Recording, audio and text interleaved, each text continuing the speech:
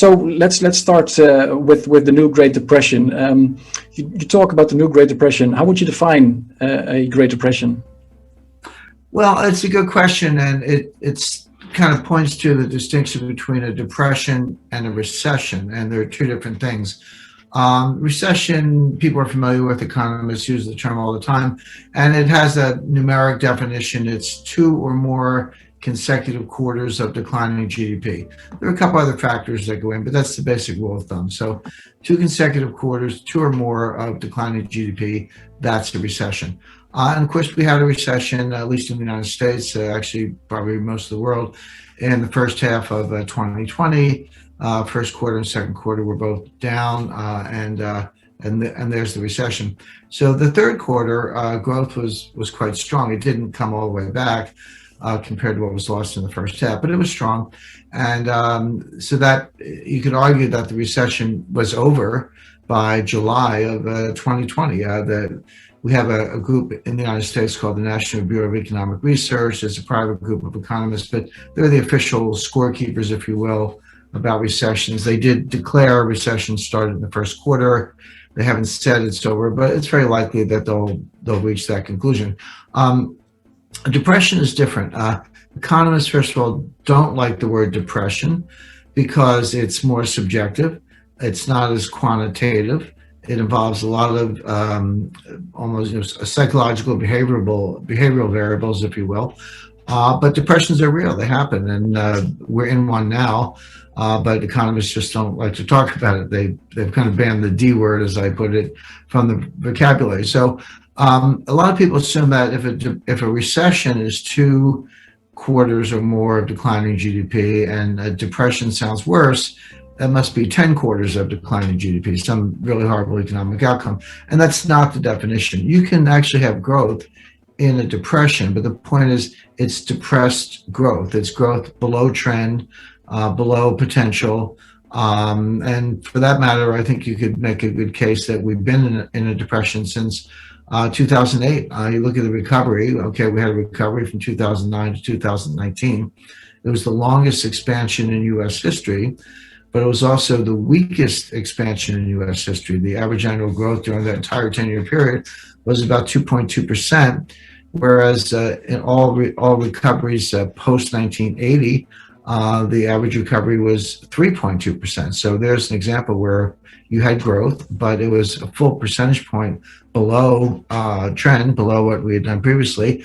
If you go back even further to the end of World War II forward, average recoveries were closer to 4.5%. Yeah. So if that's the potential in a developed economy and you're growing at 2.2, that's depressed growth.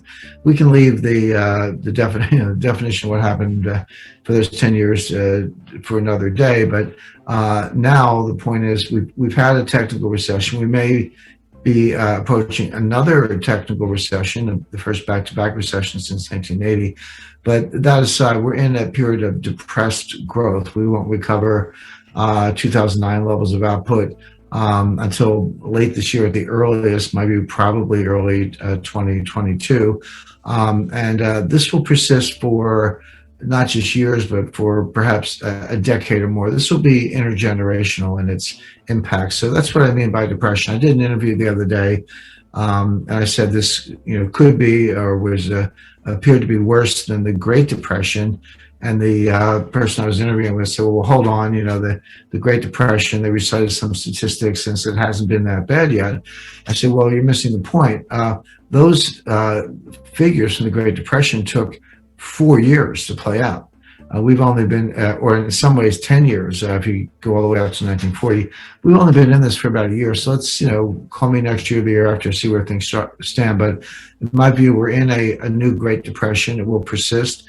Will have intergenerational effects and will be very, very difficult to get out of. Even periods of growth will be very weak growth. Yeah, because I can imagine a lot of people think about high unemployment rate, for example, if they think about the Great Depression.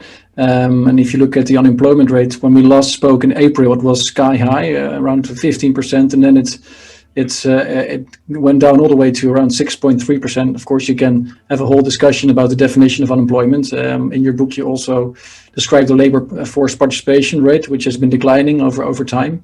But just purely looking at the unemployment rate, it seems like we are in a much better state now, purely based on that number than we were when we been dropping steadily since really since the late 1990s, but more steeply since 2008. Fell off a cliff in 2020, but it's dropped over 10 years or so from the high 60s to the low 60s. Now, that doesn't sound like a lot. You're talking about almost 10% of a workforce of 120 million people. So this is 12 million people or so who don't have jobs. But we're not talking just about, early retirees or baby boomers or, teenagers or others. These are basically able-bodied people between the ages of 25 and 54, prime working age. There are over 10 million of them who don't have jobs, but they're not counted as unemployed because they're not looking for jobs. But the point I make is, well, if you're a bartender in a town where every bar is closed, what's the point of looking for a job? Maybe you can move to Phoenix, Arizona and put solar panels together, but that's not very likely. The point is, and that labor force participation rate never gets to 100%. It never gets over 70%. There are good reasons for some people not to have jobs. You could be a student, you could be a homemaker. As I say, there are other reasons. But when it drops that much, you have a large pool. And by the way, I've been speaking of this for a long time. Other analysts have as well. Jay Powell, chairman of the Fed, mentioned it in a speech last week.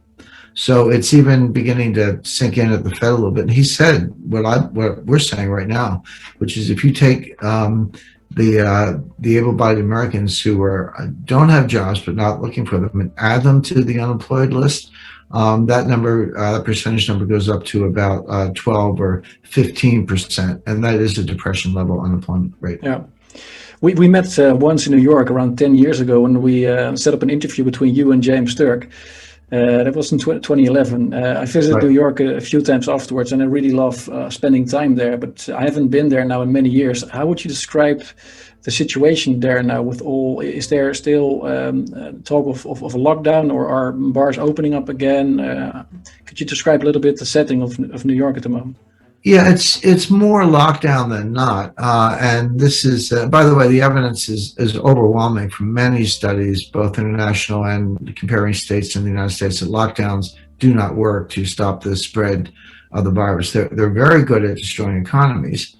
They don't stop the spread of the virus. We've seen, for example, in the United States, we have 50 states. Well, we never had a national lockdown. It went state by state, governor by governor, in some cases mayor by mayor.